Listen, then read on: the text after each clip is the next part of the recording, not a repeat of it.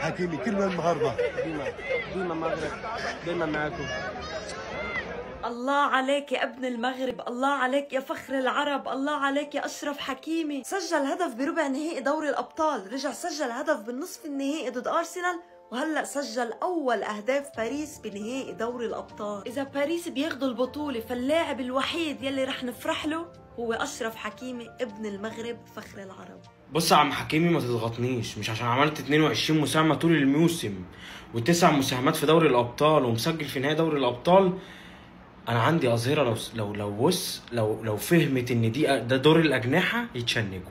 ما تجننيش، ده مش شغل صغير. ما تخليش العيال عندي تتزربن. انا العيال عندي بتستلم الكره بالعافيه. تخيل حكيمي تالت عربي مسجل في نهائي دوري الابطال. تخيل كده مندي شافي الونسو يقعد معاه ويقول له كلام زي ده. يعني والله العظيم ما هيفهموا. يا عم استغفر الله العظيم، يا عم استغفر الله العظيم بقى كرهته. اهل المغرب على السريع، كسكس مغرب الليلي وعلى كده. اليوم شو خطوا لي الاكل المفضل عندكم، كسكس مغربي.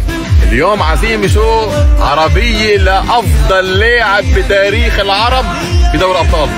تاريخ عرب حكيمي بحال حقق دوري ابطال بصير معه اثنين كاكثر لاعب عبر تاريخ العرب. حكيمي يا معلم ب 2019 جابها مع ريال مدريد، هلا بحال جابها قدام باريس بعد قليل حتكون الثاني لاول مره بالتاريخ لاعب عربي بحقق مرتين على التوالي. لا مش على التوالي، مرتين عبر التاريخ. فيا اهل المغرب اليوم بدنا تحليه كسكس مغربي يا معلم، مثل ما بعرف انا الاكل المفضل عندكم. ويا معلم بدنا نشوف اليوم فرقيع نار وشرار بالطرقات المغربيه. اهل المغرب اخوكم ابو البل معكم الليله وعلك. لعبوا لحظه شوي خلوني استوعب اللي صار يا اخوان. اشرف حكيمي سجل هدف في نهائي دوري ابطال اوروبا، ورغم ذلك ما احتفل احتراما لناديه السابق انتر ميلان. ايش هذا؟ ما شاء الله تبارك الله، والله يستحق البلندور، يستحق البلندور افضل ظهير ايمن في العالم. سباري كي جاكم الماتش؟ الحكيمي يا خويا فرحكم. الحكيمي ما شاء الله عليه، ربي يحفظ له دوك الرجالات، ولد المملكه المغربيه. اقسم بالله الى باري كامله فرحها. قولوا امجود تام يا خلا دار شركم. عمي ماكرو فرحوا، يستاهل. عمي ماكرو مسكين يستاهل، والله لا يستاهل. وفرحنا معاك يا عمي ماكرو، فرحنا معاك. الحكيمي فرحكم يا اخوتي. لو كان ما كان الحكيمي والله باري ما تربح. بالحكيمي ربحت. شوفوا الماتش اللي فات البارح، اعطى قلبه والدرابو في قلبه، اعطى قلبه والدرابو في قلبه. راكم شفتوا بعينيكم، ضرب الدرابو هنايا والعالم كامل يشوف فيه. ما شاء الله عليه، ما ينساش. هذا ولد المملكه المغربيه وجامي ينسى ولاد البلاد، ديما معاهم. غير يكمل الماتش ديالو ديما درابو المغرب ديما هنا لاصق، ديما لاصق. ما شاء الله عليه، ربي يحفظه. والله الا ولد الناس مربي مأصل مسكين وخدام يا خويا، يلعب يا خويا، ويبغي ولاد البلاد مساكين يموت عليهم. راكم شفتوا بعينيكم، يلعب قلب. بصح عمي ماكرو عجبو الحال، فرحان به.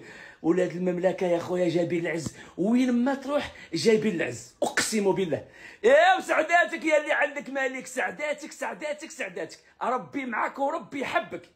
الله يحفظ جلاله الملك محمد السادس، ربي يحفظه وربي يطول في عمره وربي يشفيه يا ربي. التربيه يا خويا، شوفوا ولاد المملكه التربيه، الكره بالقلب يا خويا، والتربيه والابتسامه. ربي يحفظك يا الحكيمي، وربي يحفظ المملكه المغربيه، ربي يحفظها وربي يحفظها يا ربي. يمين يا ربي يمين. الابتسامه والخدمه، بغيت في الكره، بغيت في الصنعه، بغيت في البوليتيك، وين ما حبيت.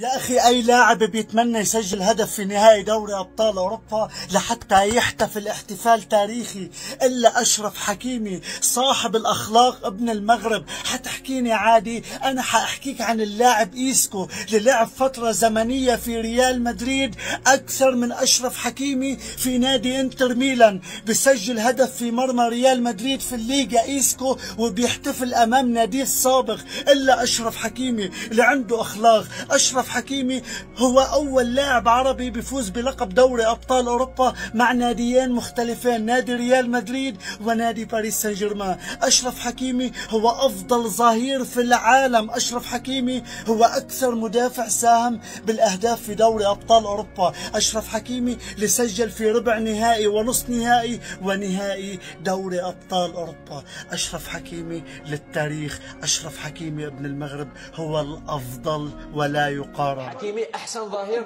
أيمن في العالم في الفترة. خليني أكمل لك فوزي. أمين اسمح لي نعلقوا على هذه اللقطة وعدم احتفال أشرف حكيمي بالهدف. لعب في فريق الانتر أشرف حكيمي، هذا احترام بالنسبة له ولمناصره، حتى وإن سجل هنا كان الهدف الأول. لما تسجل هدف أول تاع مباراة رابطة أبطال أوروبا، الفرحة تقدر تكون أكثر من هذا. أشرف حكيمي أكثر من 4000 دقيقة هذا الموسم، سجل 7 أهداف وقدم 14 تمريرة حاسمة. الجناح الطائر الذي لا يخشى أحدا. أشرف حكيمي واحد من اللاعبين العرب القلائل الذين فازوا بالتشامبيونز ليج. تفضل فوزي. فاز بها مع ريال مدريد. أنا أشرف حكيمي بالهدف اللي سجله مام ديزيري دوي مركز زوج. أنا أفضل لاعب اليوم نعطيه الحكيمي. نعم. حكيمي المقابلات كاع اللي يديرهم كاع متشابه. محترم اشرف حكيمي ده والله، بيعتذر للجماهير انتر ميلان عشان لعب معاهم زمان. يا عم انت لعبت معاهم من سنه كام؟ وبعدين ده فاينل تشامبيونز ليج، فاينل تشامبيونز ليج تجري وتحتفل بعدين تعتذر؟ انت كام مره بتجيب هدف في نهائي الشامبيونز ليج؟ وبالمناسبه اشرف حكيمي ليس اول عربي يسجل في نهائي الشامبيونز ليج. الاول كان رابح ماجر والثاني كان محمد صلاح مع بورتو ومع ليفربول على التوالي، واشرف حكيمي هو الثالث. مبروك لاشرف حكيمي اللي بقى اول لاعب مغربي او لاعب عربي يفوز باثنين تشامبيونز ليج مع ناديين مختلفين.